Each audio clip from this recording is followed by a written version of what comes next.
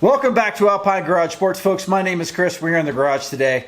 And today we are talking about, call it the prime valuation, which I think is going to change college football. We're going to be talking about three things. The first one is we're going to talk about some comments that Arizona State University's Michael Crow said about Coach Prime a year ago when that came up as a possibility for the vacant coaching position at ASU, which they inevitably filled with Kenny Dillingham. But also, what is he saying now about that? That goes into the valuation, into the second part, which is next year we're going into the Big 12.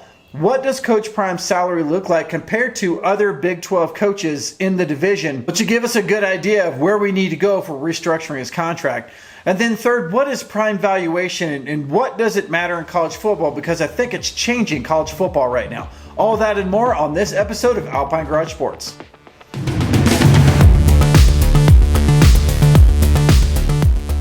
Well, we are on the eve of the Stanford game, and for those of you who have not watched this channel before, I run a business and I'm very, very in tune with the way that universities make money because they are businesses. And at the end of the day, college football, even though us as fans, we want to see wins in the win column, and we want to see our players play out, get Heisman trophies and things like that, that all equates down to money for the university. Obviously, the more money for the university, the bigger the programs can get as far as athletics programs and also the academic programs. It's a big fundamental part of a university. The University of Colorado, it is no different. And football has always been a proud tradition here at the University of Colorado. But now that Coach Prime is here, the AD, Rick George, and our president, Todd Solomon, changed college football by making the decision for Coach Prime to come to Colorado.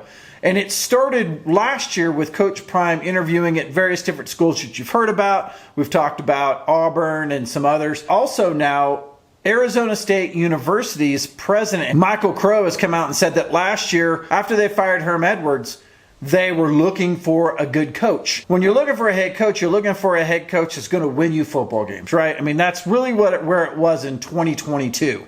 You wanted the most experienced, most winned coach in college football. And for Arizona State University that has a proud heritage of football, you're looking for somebody with a long pedigree of coaching, especially Power 5 schools. That's my assumption anyway. In 2022, that's what they're looking for. I even found an article that showed that on some Arizona news channel, he was talking about the fact that people were bringing up Coach Prime as an opportunity for ASU to pull him in to the university. And he came out and he specifically said this, quote, "I get a lot of messages about Dion, and Dion seems to be just in his early stages of learning how to be a coach." A lot of Power 5 school probably thought that because we're talking about a lower tier of football, but it doesn't say anything about his coaching ability. And it completely left out the opportunity that someone like Coach Prime could come in and change the entire marketing of the school to create a separate stream of income for the school, separated from football. Now that was in 2022. Now in 2023 he comes out. What Coach Sanders brings to the table is that there are lots of ways to activate, motivate, stimulate creativity in sports and build new leaders. So he's off on a new model, which I can think can help us sustain college football. In this particular case, he comes out and he basically says it, which this is a new model. This is something different than college sports has dealt with in the past, which is what do you do when you get not only a great football coach, but also a great marketer into your program, and you can create two streams of income, which are really one stream of income now for the University of Colorado, because Coach Prime as a football coach and Coach Prime as a personality is the same thing in Colorado football. We see him in the same light all the time. And then all of the celebrities that he's bringing in, which brings all of their social media and attention. That also brings the attention of the national media. Then you have all of the college football media that wants to come to the university for football games and also to away games to cover the away games. Then you have the away games selling out that weren't selling out before. And then on top of that, you also have the city of Boulder, which is making somewhere between $13 and $17 million a game extra over last year because of all of the additional pull into the city. This is all part of this Prime model, you know, that the ASU president was talking about. That is something now, after schools seeing this, they're going to calculate this. They're going to calculate, normally what ends up happening is You hire a good football coach. The good football coach revamps the team. The team then goes and wins football games. The winning in the football games draws more people. Drawing more people creates more money. After you do that for a few seasons, then now the national media gets involved and you have big shows coming to town, and that's how you make your money. And this is a multi-year process. Coach Prime has come in and done that all in a few games. Almost $100 million in the first 4 to 5 games that CU has played that has come into the school, which is a big number, and we're going to talk about that in a second. Now, let's skip forward a little bit and say next year we're going to be in the Big 12. Big 12 has some pretty big-name coaches, and it's a very big-name conference. Where does Coach Prime actually settle in this? So let's go down this list very quickly, and we'll give you a hint. So it starts out with UCF's at $2.3 million. Then Arizona's Jed Fish comes in at $3.25. Then Cincinnati's Scott Scattenfield comes in at $3.535.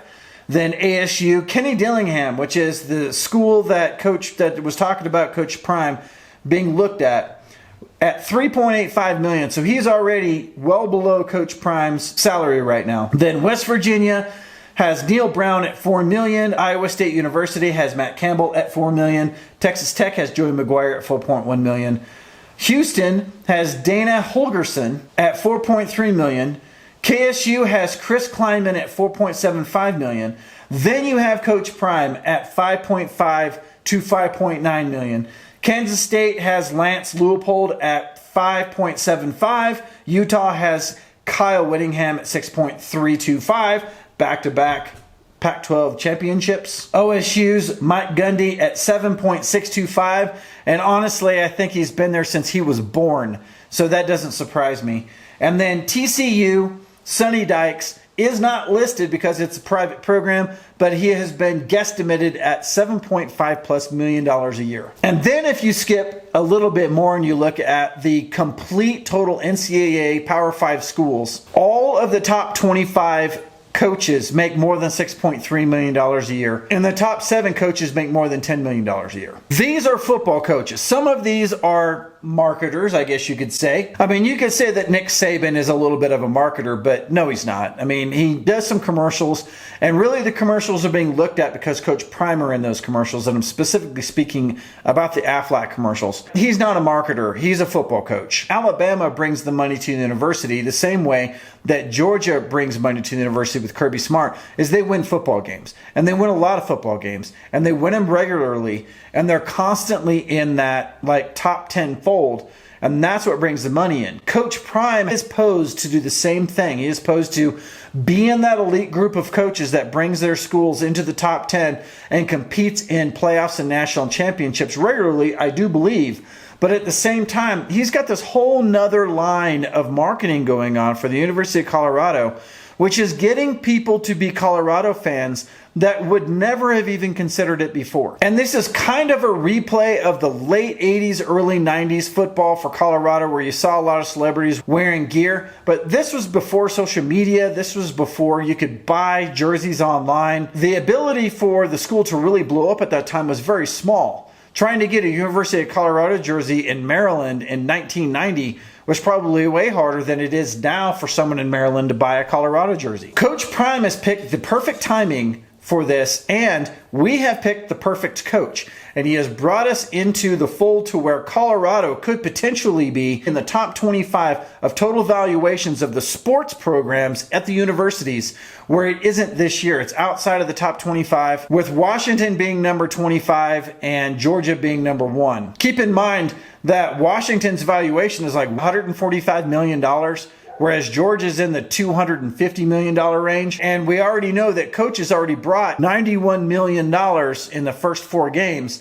Now, some of that's going to be pulled out in this valuation, but I honestly think that we're going to have a valuation of well over $145 million, which means we could very potentially be in the top 25 of sports valuations in college sports. And we haven't even talked about Tad Boyle and the Colorado Buffalo basketball team. I mean, that's already on the rise as well. This is a new era in college football, guys. Coach Prime has come in, and we know this. He has taken the world by storm, and he has changed the fortunes of a University of Colorado team that didn't look like they had much going on, and now are the most talked about, most profitable team on the planet, and we just got started. We haven't even finished the year yet. When we're talking about the prime valuation or the prime model, we haven't even started to develop that yet. But you know that every president in a school that isn't making money in their sports program is looking at this and trying to calculate it. And I'm going to do that for you coming up. That is a wrap from Alpine Garage Sports. Be part of the Alpine Army. Hit that subscribe button and comment down below. And I will see you in the next video. And if you haven't already heard, the Prime model is in full effect in Colorado and is going to be spread throughout the country.